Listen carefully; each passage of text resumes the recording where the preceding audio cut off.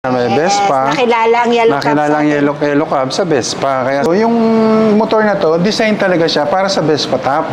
Pero ito rin yung kaluma-lumaan ng Vespa. Pina-authenticate pala talaga natin yan sa Italy, na talagang galing sa Italy yan.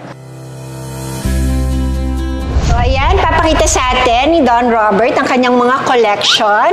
Ito pong nakikita natin ngayon ay napakadaming Vespa na collector's item. Sir, kwentuhan nyo naman ako nitong series na to. This is the latest, di bang mga brands na limited edition? Tama po, no? Itong nandito sa harapan, ito yung mga 946 na tinatawag. 946. Oo, ito yung sinasabi natin na Emporio Armani na 946. 946. Ito yung mga talagang maraming naghahangad na kolektahin dahil talaga sila yung collab lang na mga magagandang kolektahin.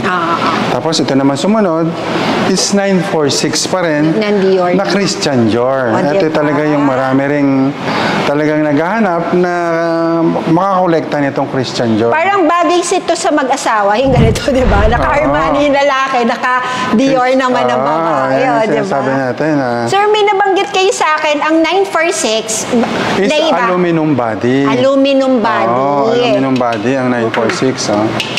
Kaya siya mas mahal. Medyo mas mahal at siya lang yung ginawa na handmade. Handmade talaga, kaya napaka-konti lang nang ginawang 946. Limited edition lang talaga. Limited edition talaga. Handmade talaga siya lahat ginawa. Yung mga ganito niya, talagang tinatahi nila. Bawat ganyan, tinatahi nila. Kung makikita mo, may mga tahi talaga. Ayan, Yes. May mga thread talaga sila na hina-handmade nila talaga. So yung that's the signature of the 946. Yan ang signature 946. Nakikita mo, tingnan mo kung mga ano nila, mga side mirror, halos pare-pareho. Yes. Tapos lahat ng ilaw nila, pare-pareho. Bilog lahat. Talagang yan ang dinesign nila na mga ano nila, high-end. Kumbaga ito yung high-end. Ito naman yung kauna-unahang 946, 2013 model. 2013? So doon siya nagsimula? Diyan siya nagsimula. Sa Riccardo Italiano. Okay. Diyan nagsimula yung 946. At nagkasunod-sunod, nakita nila na maganda ang production, maganda ang selling nila, at magandang marketing.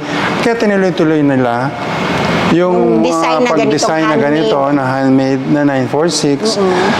Tapos ito naman, sinasabi nila is the red na Vespa red na 946 kasi ito yung donate nila sa mga may AIDS. Yung kinita nito, doon nila binigay.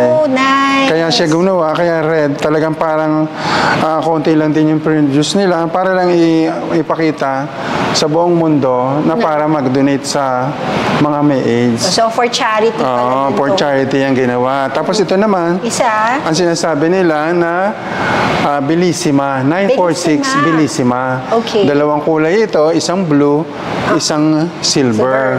Nice. Siyempre, sa akin lang naman, gusto ko magkaroon. Kaya kahit isa, meron ako. Tsaka talagang ang kinuha ko rin, yung mga hindi pa na mga gamit na gamit. Kumbaga nagamit man siya, pero konting-konti. Pero meron dyan na mga hindi ginamit talaga. Na brand new. Na mga zero OD, mga zero mileage talaga sila. Ayan, tapos yun namang nasa likuran. Ito nga sir, ito ang gusto kong makita. Yung first bike. Punta tayo dun. Ito ang kauna-unahan. Ito ang dahilan, guys, kung bakit merong si Man Cave, si Don Robert. Dito ako nag-umpisa. Itong 75th edition na 300cc. Kasi sabi ko nga, kung ang bibilin ko 150, baka hindi ako kaya umandar. Kaya bilhin ko, dahil sa laki ko, 300cc talaga. Nag-umpisa ako sa 300cc. Ayan, tapos nagsimula na yan. Ang sumunod naman, itong si Journey. Si Journey, yes. Dahil 300cc rin siya. Tapos, ang sumunod, yung Racing 60s naman, 300cc rin siya. Nice. Ayun, tapos nung nagsimula ako dito, ito naman sabi ko naman, parang gusto ko na mag-collect. Doon na nag-umpisa yung sabi ko, parang gusto ko nang ituloy. Yes. Ito, yung Witherspoon. Witherspoon. Nakita ko na masyadong marami naghahanap nito. Kasi kakaiba yung kulay niya. Very fun. Ay, daming naghahanap. Pero sabi nga ni Lord, Meron ako isang na-text kasi nagte-text na ako sa lahat ng mga kaibigan ko, yung mga gusto ko, mga ganito. Meron isang nag-response na kumpare ko. Sabi niya, pare, meron ako dito niyan. Eh, hindi ko na ginagamit at ayaw ayaw paggamit sa akin ng misis ko kasi laki ko rin. Eh, hindi rin siya makaya. Sabi niya, dali mo lang dyan sa iyong, sa iyong man cave. Yes. Kaya nakuha ko lang siya. Kung magkano lang din kuha niya na price. Kumbaga, galing lang sa, sa dealer.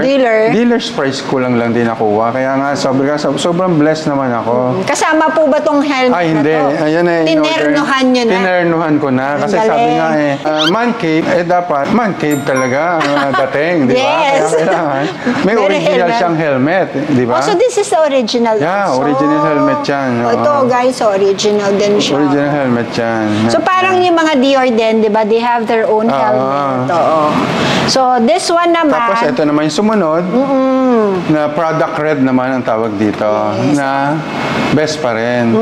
Ito naman, nanggaling sa Lipa, Batangas. Shout out to Nemar, new Nemar, Oh, di ba? Nemar. Nakasama Ito. sa koleksyon ni Don Robert. Tapos ito naman. Ito ang maganda, sir, na nakuha ninyo, di ba? Ito, yung pinaka-latest ngayon, di ba? Ito lang taon na to, nilabas. Kaya nga sabi ko, Lord, bigyan mo naman ako nun. Kasi fans ako ni Mickey Mouse. Pares Kaya sabi tayo. ko, at unang-una, 100 years. Kasi mas Yes. gugustuhin ko yan kaysa sa ibang Sa- collection. yes. Kasi ito, Oh, may 100. istorya. Kasi Mickey Mouse pa yan. Batang Yes. maliit pa tayo, hindi pa ako pinapanganak. Eh, Mickey Mouse na yan, di ba? Kaya sabi ko nga, Lord, i-bless mo naman ako. Eh, ayaw ni Lord ng isa. Gusto niya dalawa pa ang binigay sa akin. Kaya sabi ko, Lord, thank you talaga, dalawa pa. Kasi dapat si Mickey at saka si Minnie. Si Minnie, Para di ba? naman may partner si Mickey Mouse. Tapos diba? ayan, may May lumabas helmet kagad na pa. helmet, na Mickey Kasama. Mouse, ha? Talagang diba? sabi nga, sobrang blessed tayo, di ba? Kaya nga sabi ko, thank you Lord parate. Ang Tapos ganda. yan naman, doon tayo pumunta sa mga palumana. The vintage one The naman. vintage one Ng Lambretta. ng Lambretta, LI 150. Oo. Na ito, nakuha ko to sa Laguna, sa isang kaibigan din doon, na pinagkatiwala niya sa akin. Series 2, Series 3. Yan yung pagkakaiba nila. Ang galing. Kumbaga may ano? Series 1, Series 2, Series 3, gano'n. Lahat ng mga sasakyan natin dito, motor, ay umaandar. Umaandar. Hindi natin dinidisplay lang. Ayan, Ayan yung sinasabi nila na experimental na Lambretta na ginawa nila, yung 175 TB Series 1. Oo, bakit experimental? Kasi nga, ito ang kagandahan lang, talagang pinirmahan ni Tino Sachi, may-ari mismo, ang unahang nilabas na merong starter. Ayan, May Lambretta 1948. na ginawa, di ba? Model A. Okay. Tama mga wiring niya, walang nakalabas. Katago lang. Lahat nakatago, ang ilaw niya, ito lang ang switch. Then here is the Lambretta naman. I think Ito yung mga racing.